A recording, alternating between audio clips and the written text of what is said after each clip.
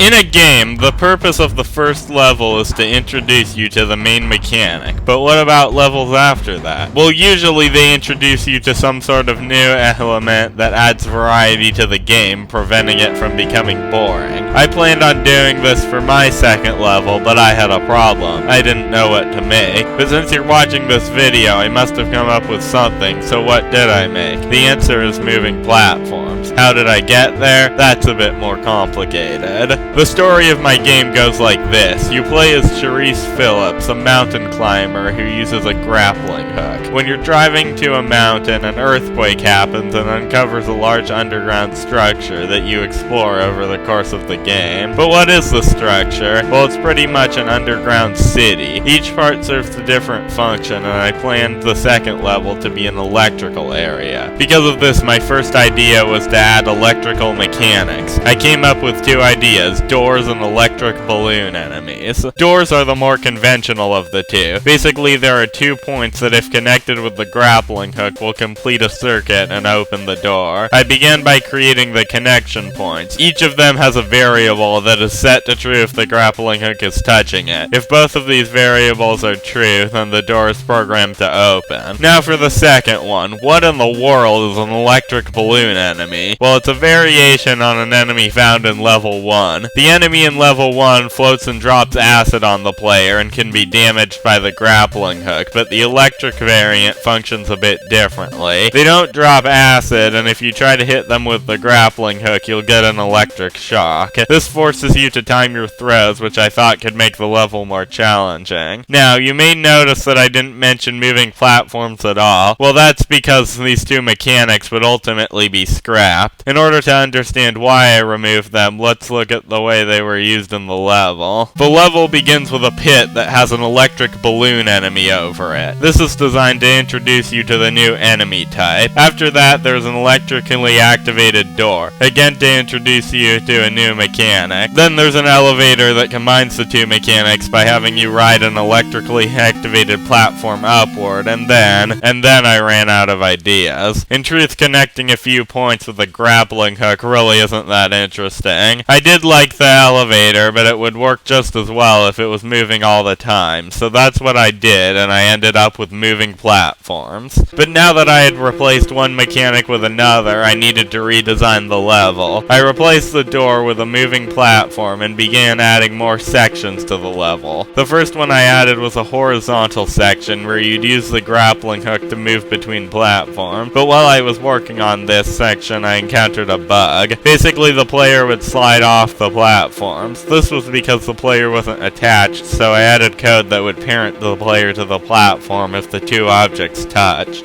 There was one final section of the level that I needed to add. It was a vertical section where you'd ride elevators and switch between them. This section was a lot easier to make than the horizontal one. The difficulties I had were mostly just finding the correct variables to make the platforms move in the way I wanted. The section ends with an elevator that carries you up to a room where you can go to the next level. Now, that's the second level done. Time to throw it in the trash because it sucks. Wait, but wasn't everything going well? It actually wasn't. I suppose it's finally time to tell you about the issues with the electric balloon enemies. The first issue was that they didn't even fulfill their original purpose. They were supposed to force you to time your throws, but if you mistime a throw, you can just retract the grappling hook. That's a big oversight. But this wasn't the only problem. There was also the issue that the grappling hook was so slow that precise timing with it was impossible, meaning that you'd hit enemies most of the time. At this point, I couldn't ignore these problems anymore and remove these enemies. Removing them also had another advantage. It made the level easier to design since I was only focusing on one mechanic, the moving platforms. Now these were a good mechanic, but the way I had used them in the level was not good. The issue of the grappling hook being slow came up a lot in the horizontal section, sometimes causing you to miss platforms. If you missed, you'd have to wait 20 seconds before trying again, which made this level feel tedious. hilarious. But the second vertical section wasn't very good either. The main issue with this part was the fact that there really wasn't much challenge to the section. I'd remove these two sections, but keep the first platform and elevator because I liked those. For the sections after that, I began by just sketching out different ideas of variations on moving platforms. When I was doing this, I realized that I could use the same code I used for moving platforms to make moving spikes. I also came up with other ideas, but I'll avoid talking about them so I don't spoil the level. When I was sketching out the level, I made sure to structure it so it would build on itself instead of just being a bunch of disconnected challenges, which the old version sort of felt like. So now, I'm finally done with the level, and I feel pretty happy with the final result. But if you watched the last video, you know that I said I might put my game up on Steam for pre-ordering in this video. I decided not to, because I believe that's significant enough to deserve its own video. But I will end with one reveal, the title. I have chosen to call my game At the House of Algina. Keep an eye out for it on Steam, because I'll be putting it up soon. For now, goodbye.